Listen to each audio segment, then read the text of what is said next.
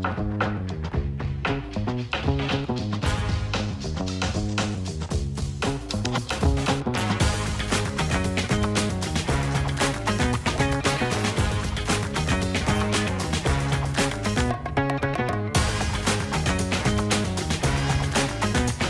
chez Bella et Fils.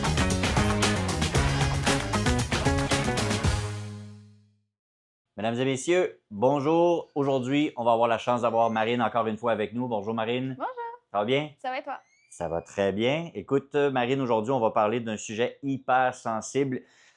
J'aurais voulu le savoir bien avant d'arriver, mais ça a été un petit peu long avant qu'on me mette au courant de ça. Tout le monde doit savoir exactement c'est quoi un terrain iridal et ce que ça comporte aussi comme conséquence. C'est très dévastateur ici aujourd'hui de ce qu'on va parler, de la conséquence de ne pas le savoir. Les terrains iridales, je vais laisser Marine y aller en long et en large. On a plusieurs questions, mais à la base, Marine, tu fais des transactions à tous les jours, tu fais des condos, des villas, des parcs immobiliers, des hôtels.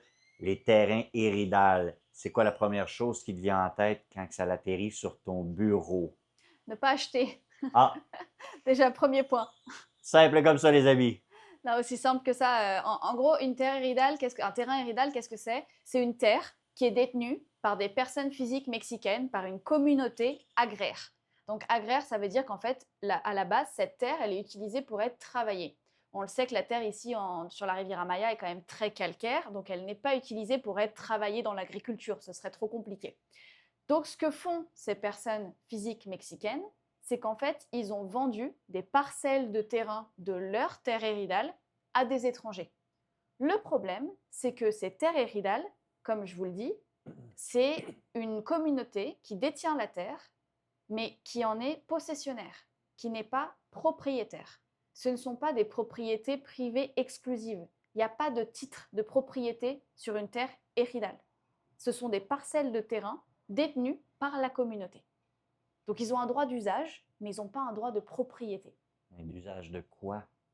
Et ben, le truc, c'est qu'en fait, cette terre-là, elle peut être utilisée par les Mexicains pour monter un bâtiment dessus, par exemple, mais pour eux, pour leur usage à eux. Eux auraient le droit de construire dessus parce que c'est une terre qui leur a été donnée par le gouvernement, qui est régie d'ailleurs par le droit agraire et non par le droit civil, ce qui fait une grosse différence parce que du coup, pour nous, comme étrangers, on n'a pas accès à ces terrains-là en tant que propriété privée à travers un fideikommisso. Oui, mais il est vendu à plusieurs reprises et on le voit. Eh Et oui, toi, quand tu vois contractuellement, tu dis, bon, c'est pas au niveau civil, c'est au niveau agraire. C'est des gens de comité iridal qui exactement. l'ont vendu il y a peut-être plusieurs années. Il n'y a aucun titre de libéré dans ce contrat-là. Le client, il continue puis il signe. Est-ce que tu as déjà laissé passer ça parce qu'on le voit un peu partout en ville? Nous, non. Non, hein? Moi, non. Je voulais juste, je connaissais la réponse, mais bonne réponse, Non, non, Marine. non. Dans mon cabinet, je ne te ferai pas signer un contrat d'achat sur un terrain iridal parce que c'est trop de mots qui ne vont pas ensemble déjà. C'est-à-dire qu'un étranger qui vient me dire Marine, j'ai mis une offre sur un terrain, ok, donne-moi le titre de propriété, il n'y en a pas, c'est un terrain iridal. Point numéro un, ça ne fonctionne pas déjà. Tu es un étranger qui achète un terrain iridal. Iridal réservé à la communauté agraire, à des personnes physiques mexicaines, pour prendre possession, pas propriété. Oui. Un étranger au Mexique, il ne peut acheter qu'à travers un fideikommisso.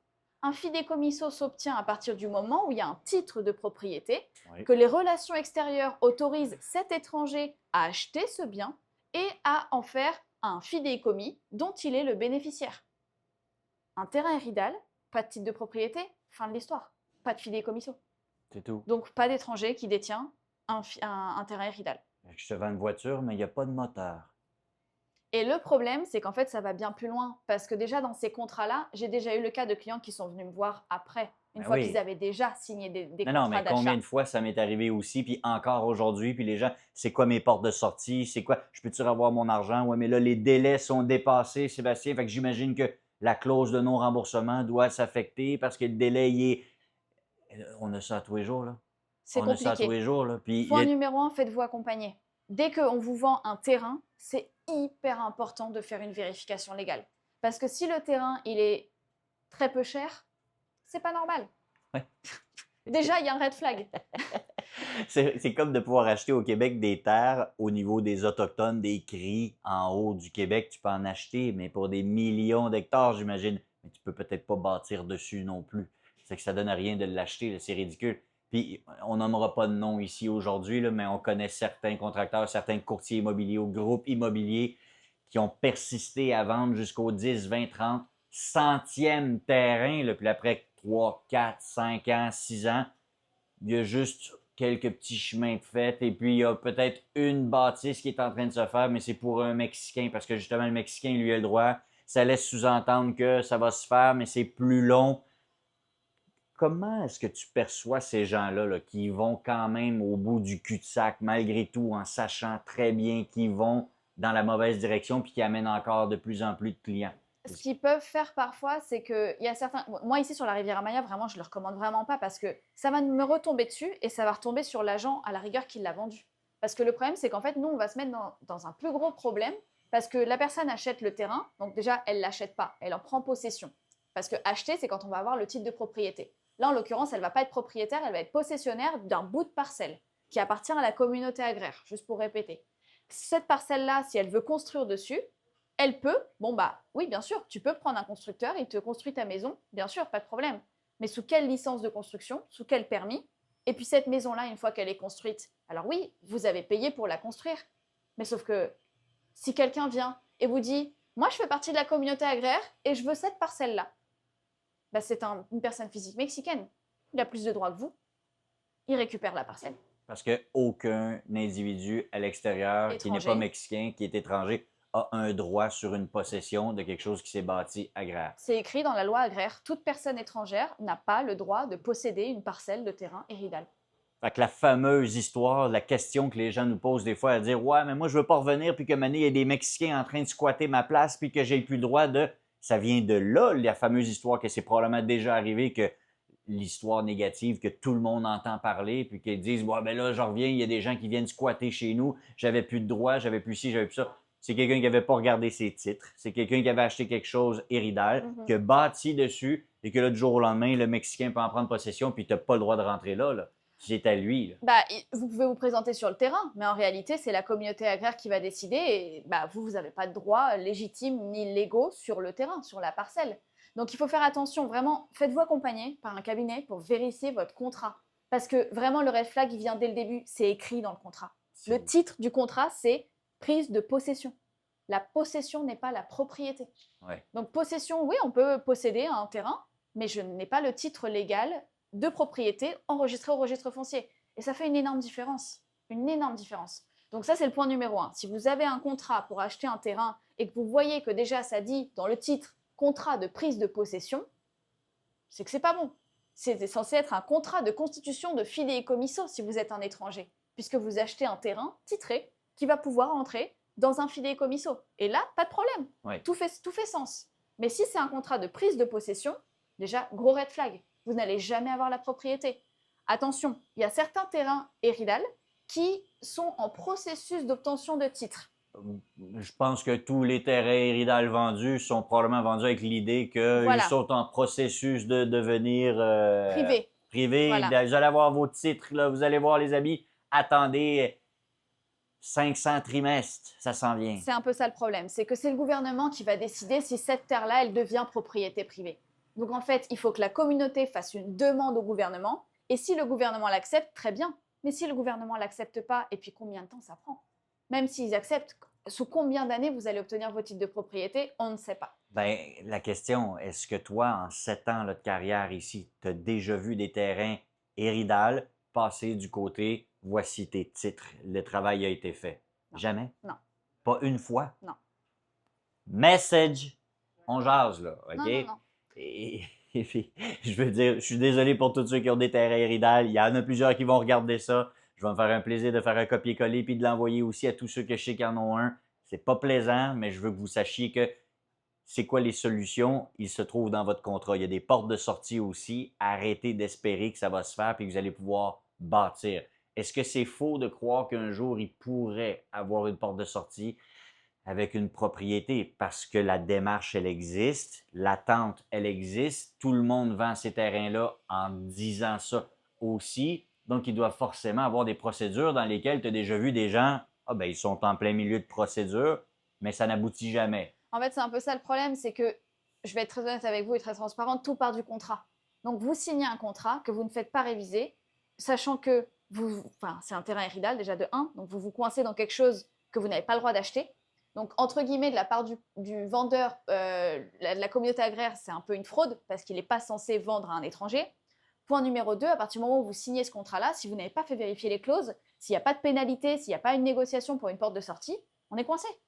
C'est-à-dire qu'on se retrouve avec un terrain iridal avec lequel on ne peut pas forcément sortir. La seule chose à mettre en place, ça va être soit de poursuivre à la cour et de faire appliquer le droit agraire en expliquant que le vendeur nous a vendu un terrain iridal, mais ça va prendre du temps, ça va coûter de l'argent. Ou alors, il faut négocier directement avec le vendeur en expliquant, écoutez, voilà, vous nous avez vendu un terrain iridal, on est des étrangers, on ne peut pas avoir de titre de propriété, mais le problème revient à la source, ils ont signé le contrat. OK, mais est-ce que moi, ça me met dans une position où je me dis, je laisse faire ça, je le revends à un Mexicain que lui peut bâtir dessus? Est-ce Ça que peut être une porte de sortie. C'est d'ailleurs un peu la meilleure, parce qu'en réalité, tu ne peux pas revendre à un étranger. Ce serait faire une fraude de la fraude. Donc ça, vraiment pas. Oubliez tout de suite. Mais par exemple, revendre à un Mexicain, personne physique, qui lui a le droit d'avoir accès à cette parcelle détenue par la communauté agraire, oui, là, il n'y a pas de problème. est-ce qu'il y a beaucoup de Mexicains qui courent après des gens qui pourraient leur revendre un terrain iridal qui sont en connaissance de cause maintenant et qui disent je peux te le racheter, mais 10 cents dans la pièce, là. Ce serait négocier avec la communauté, en fait. Ce serait de voir s'il y a quelqu'un qui est intéressé par cette parcelle. Peut-être que celui qui a la parcelle juste à côté voudrait, ça l'arrangerait d'avoir aussi cette parcelle-là. Mais il faut se mettre en contact avec ces gens-là, en fait. Est-ce Malheureusement, on ne peut pas apporter de solution là tout de suite, quoi. est-ce que tu trouves que c'est peut-être de mauvaise foi de la communauté agraire iridale de vouloir persister à faire semblant de vendre ces terrains-là? C'est de garder un contrôle sur des gens qui sont pris là, En fait, le truc, c'est qu'actuellement, ils en tirent aucun bénéfice de ces terres-là parce qu'ils ne peuvent pas les travailler. Ces terres, ici, elles sont trop calcaires Ouais. sur la rivière Amaya. On ne peut pas faire de l'agriculture, on ne peut pas faire de plantation. Donc, en fait, le seul business qu'ils ont trouvé, c'est de vendre ces terrains à des étrangers. OK. Mais il y a des gens très honnêtes qui vont vous dire, vous allez approcher avec un étranger, ils vont vous dire, mais non, on ne peut pas vous donner une parcelle parce que c'est que pour des personnes mexicaines. Oui. Puis tu en as d'autres un peu moins bien intentionnés qui vont vous dire, mais bien sûr, et puis on aura les titres dans pas longtemps. Bah ouais, mais en fait, on n'a pas la garantie, quoi. OK. Tu l'as jamais vu en 7 ans. Non, OK. non. Ce qui se fait beaucoup aussi, et qu'il faut faire très attention, c'est que les gens utilisent un Mexicain pour acheter un terrain, pas Eridal. N'oubliez pas que quand vous faites ça, vous faites du prête-nom. C'est illégal. OK, on nommera pas de nom, mais on en connaît plusieurs là, qui font ça ici en ville, puis qui ont été jusqu'à vendre leur dernier, à moins d'être convaincus que les choses vont changer, mais qui savent très bien que ça ne se fait pas ou qu'ils ne l'ont jamais vu aussi. Ils ont sûrement posé des questions, là, mais ils vont pareil. Ça, Et c'est de très mauvaise foi. oui, oui, ça c'est vraiment pas bon. Il y a de la mauvaise foi, il y a vraiment de la mauvaise volonté, et c'est surtout tirer du business et de l'argent, parce qu'en réalité, ces pauvres gens qui achètent des terrains et Ridal, en général, en plus, c'est des gens qui malheureusement ne se sont pas fait accompagner Non. et qui se retrouvent coincés avec un terrain sur les bras, et ça va leur coûter finalement plus cher parce qu'il faut lancer des procédures judiciaires, quoi. Prochaine question par rapport à ça aussi, le terrain iridal. Est-ce que je peux prendre le guess ou le risque de bâtir dessus? Est-ce que ce serait illégal de bâtir? Bah, illégal, oui, on continue dans la phase d'illégalité. Parce que On déjà, continue dans on l'illégalité. continue dans l'illégalité. On a acheté un terrain qu'on n'a pas le droit d'acheter. Bâtissons, j'ai envie de vous dire. Donc voilà, Continuons. continuons, tant qu'à faire. Si vous construisez un appartement, une maison ou même un building sur cette parcelle que vous possédez et non pas avez la propriété, vous pouvez, mais j'ai envie de vous dire, quand vous avez un terrain iridal déjà que vous n'êtes pas censé avoir, avec quel permis de construction vous allez construire. C'est-à-dire que normalement, en tant qu'étranger, on achète une propriété qui est titrée, qui du coup est détenue par la banque fiduciaire de laquelle nous sommes bénéficiaires. Et quand on veut construire sur un terrain qui est titré, on a besoin des permis de construction délivrés par la municipalité et le gouvernement au nom de la banque fiduciaire qui est en fait la propriétaire. Donc là, en réalité, oui, on va construire sur un terrain iridal une parcelle. Mais à quel nom? On ne sait pas. Sûrement quelqu'un de la communauté agraire qui a un contact pour faire construire la maison. Et puis, dans un second temps, oui, vous allez pouvoir y vivre pendant des années, à partir du moment où la communauté agraire ne vient pas vous dire sortez de votre maison, en fait, on a plus de droits que vous. Ouais. Donc, en réalité, si vous voulez, oui, mais on a encore une fois zéro confiance légale, entre guillemets, quoi. Il n'y a pas de sécurité. Pas de titre? pas de permis de construction légal. Pas de permis de construction légal, maison illégale, maison qui peut être squattée par un Mexicain, et on continue dans la direction la cata. On Comme ne vous sait pas dites. ce qui peut se passer, quoi. On ne sait pas ce qui peut se passer. Truc de ouf. Ça, c'est pas. OK, on va pas là. Au Québec, souvent, on peut avoir des terrains où on sait qu'on peut bâtir dessus, mais ce qu'on appelle des maisons mobiles. Ça peut être sur pilotis ou quoi que ce soit. Donc, on n'est pas ancré dans le sol. Ça permet aussi d'avoir des maisons où on peut acheter, mais on ne possède pas le terrain. Il y a certaines institutions bancaires là, seulement là, qui vont le faire les financements. On fait ça régulièrement là, au Québec. Est-ce que ça pourrait peut-être être plausible aussi de parler avec la communauté agraire, de dire, écoutez, on emprunte vos terrains, on fait seulement sur des pilotis et on peut avoir une maison mobile où on peut la déménager si vous êtes tanné éventuellement ou quoi que ce soit. Est-ce que c'est un concept qu'on voit au Mexique? Est-ce que tu as déjà vu ça aussi, d'être demandé à la communauté agraire ou c'est, encore une fois, le risque d'être squatté aussi Alors, est la même affaire? j'ai pas souvent vu ce contexte-là. Je sais que c'est faisable parce qu'en réalité, vous pouvez le faire. Sur un terrain hérital, vous pouvez monter un petit peu ce que vous voulez, entre guillemets, puisque de base, vous n'êtes pas autorisé à l'avoir. Donc, à partir du moment où vous êtes déjà dans l'illégalité, bon, bah, continuez comme on a dit. Maison sur pilotis ou une roulotte ou quoi, c'est quand même plus facile à déplacer qu'une maison en ciment fixée sur la parcelle, forcément. Donc, en l'occurrence, si le client a déjà signé un contrat, qu'il est coincé avec ce terrain et que finalement, bah, il le veut quand même parce qu'il veut y vivre ou qu'il veut y investir, bah, adelante, j'ai envie de vous dire, allez-y et mettez votre maison en roulotte ou sur pilotis, mais sachez qu'il reste quand même cette non-garantie du fait que la parcelle n'est toujours pas à vous, que vous en êtes possessionnaire, mais que la communauté agraire a toujours plus de droits que vous, et c'est toujours les mêmes conditions, quoi. C'est juste une garantie supplémentaire, parce que l'argent qu'ils vont investir, ces clients-là, dans l'investissement de la maison, la roulotte, peu importe, bah, ils peuvent le reprendre avec eux, et c'est pas une maison figée sur la parcelle. Non. C'est la seule garantie que je vois un petit peu pour sauver quelques droits sur l'investissement, quoi. Ouais. C'est juste un peu moins dans le trouble qui est C'est un déjà peu moins creux. pire. C'est C'est un peu moins pire. Ouais, je ris, mais je ris jaune. Je suis désolé. C'est pas très, très drôle. OK.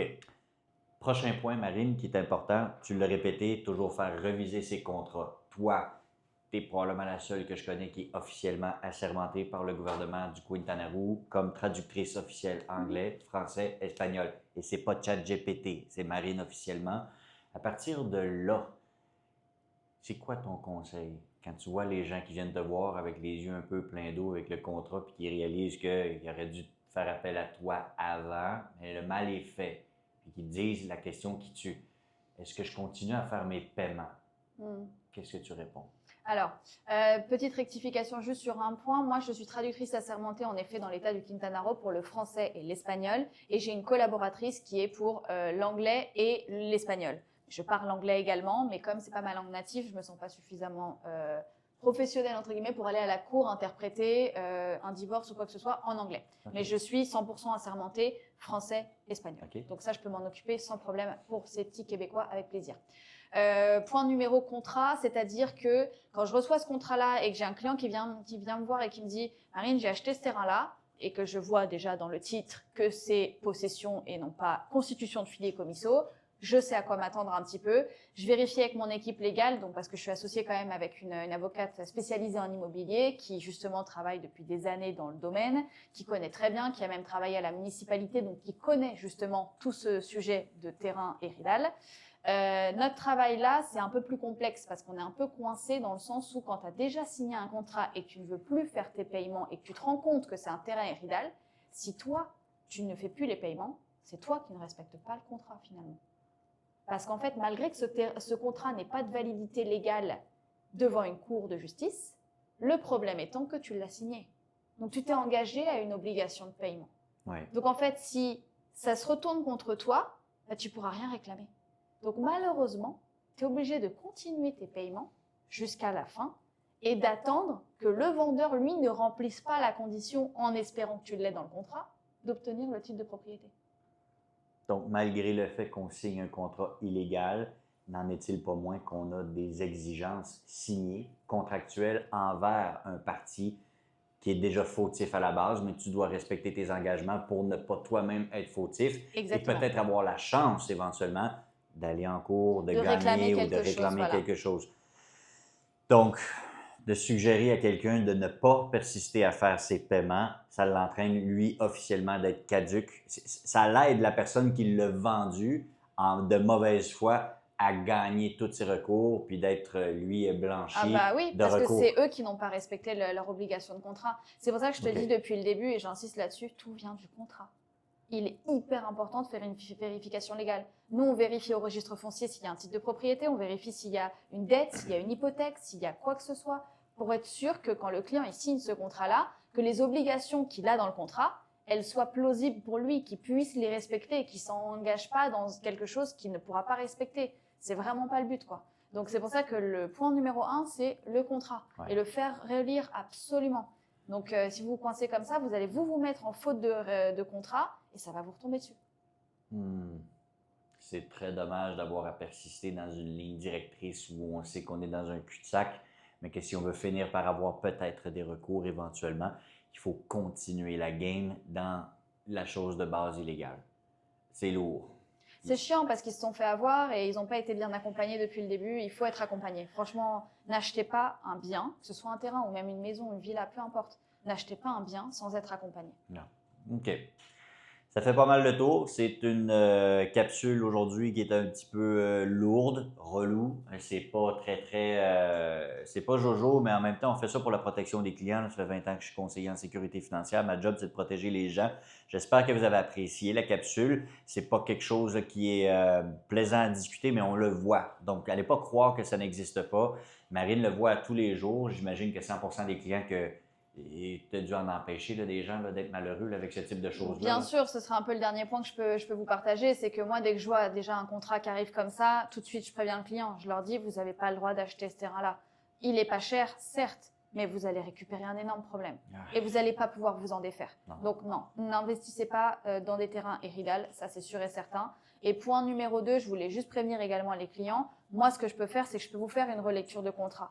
Mais si je vois que si c'est un terrain Eridal déjà, je vais vous l'économiser. Je vais vous dire de ne pas le faire et de ne pas l'acheter. Je ne veux même pas Je le veux lire. même pas, je veux pas le lire parce que je vais perdre du temps et je vais vous charger pour quelque chose qui va aller nulle part. Et c'est vraiment pas mon but. Si vous me payez, c'est pour que vous puissiez avoir un contrat solide, que vous puissiez aller de l'avant avec une transaction, Ouais. pas pour que je vous dise 2 semaines après, ah, je suis désolée, j'ai fait toute la relecture et puis finalement, non, c'est pas une bonne idée d'acheter. C'est clairement pas dans mon intérêt. Je perds du temps, je gagne de l'argent certes, mais c'est pas mon éthique de travail. Non, Donc, c'est pas non. comme ça que tu travailles depuis le début avec nous là, non Non. plus. Fait que c'est correct. Merci de ta franchise et ta transparence encore une fois.